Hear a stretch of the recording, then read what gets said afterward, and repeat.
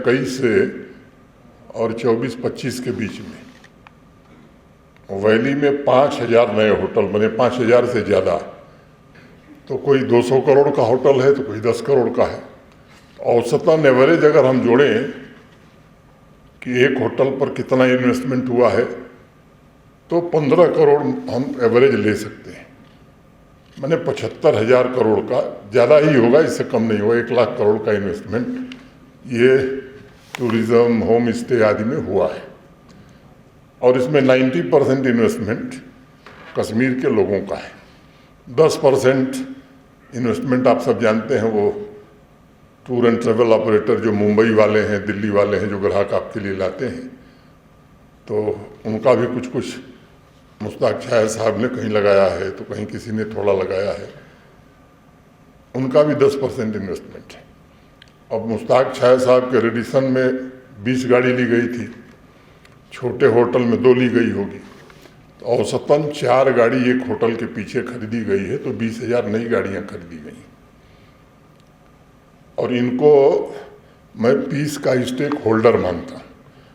इसी तरह हमारे शिकारा वाले हैं, हाउस बोट वाले हैं, हैंडीक्राफ्ट वाले हैं, हैंडलूम वाले हैं, अब अनेक कॉफ़ी शॉप्स, रेस्टोरेंट, छोटे छोटे ढाबे, खोमचे, ये सब स्टेक होल्डर है पीस के।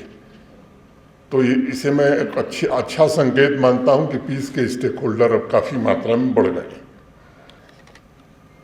लेकिन जब संख्या बढ़ती है तो ये परिवर्तन केवल आंकड़ों तक सीमित नहीं रहना चाहिए, बल्कि उस रूपांतरण में स्थानीय समुदाय के लोगों के जीवन में आशा, विश्वास और उनके सपनों को भी प्रोत्साहन मिलना चाहिए। ये सच है कि उपलब्धियां अपने साथ एक नई बड़ी जिम्मेदारी लेके आती हैं। डेवलपमेंट में बैलेंस बड़ा जरूरी है, संतुलन बड़ा आवश्यक है। विवेक और संवेदनशीलता अगर ये दोनों न हों तो ये विकास भविष्य में अनेक चुनौतियों का कारण बन जाता है। मेरा मानना है कि अनियंत्रित टूरिज्म उस नदी के समान है जिसके किनारे टूट जाते हैं बहुत जल्दी।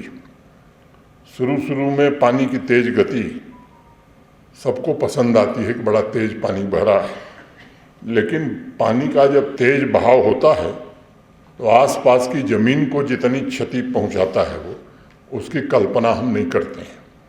और इसलिए आज रिस्पॉन्सिबल टूरिज्म की चर्चा पहले से कहीं ज़्यादा महत्वपूर्ण हो गई है। और मैं मानता हूं कि रिस्पॉन्सिबल टूरिज्म का अर्थ केवल नियम बनाना या प्रतिबंध लगाना नहीं है। इसका वास्तविक अर्थ है कि जो टूरिस्ट यहाँ आवे वो यहाँ से एक सुंदर स्मृति लेकर के जाए। अब ये नहीं लेकर के जाए कि साहब 10,000 का किराया 25,000 हो गया है। ये स्मृति लेके आएगा तो साल में जो 2 बार आता था वो नेचुरली 2 साल में 1 बार आएगा। अब वो श्रीनगर में टैक्सी लेता है, और कई वीडियो मैंने देखे हैं, आप लोगों ने भी देखे होंगे। मैं समझता हूँ कि ये हमारे टूरिज्म सेक्टर को बड़ा नुकसान पहुँचाता है। तो जहाँ टूरिस्ट को भी रिस्पॉन्सिबल होना चाहिए, वो प्रकृति के संरक्षण और पर्यावरण में हमारी मदद करे जम्मू कश्मीर की, स्टेक होल्डर्स को भी उतना ही रिस्पॉन्सिबल बनना चाहिए अगर हम वास्तव में इसे रिस्पॉन्सिबल टूरिज्म बनाना चाहते हैं।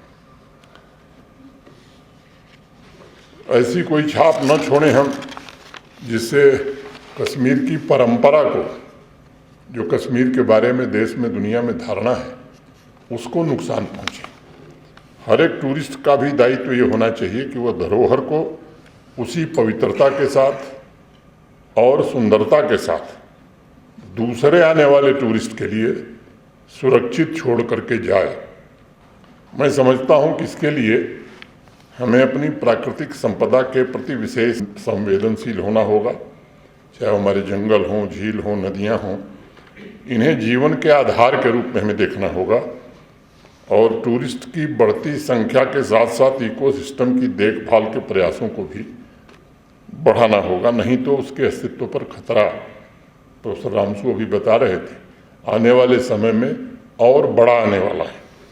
इसलिए विकास और संरक्षण, डेवलपमेंट एंड कंजर्वेशन, इन दोनों के बीच संतुलन स्थापित करना ये केवल सरकार से नहीं होगा, समाज के साथ मिल करके ही ये हो सकता है। ये हमारी सर्वोच्च प्राथमिकता होनी चाहिए।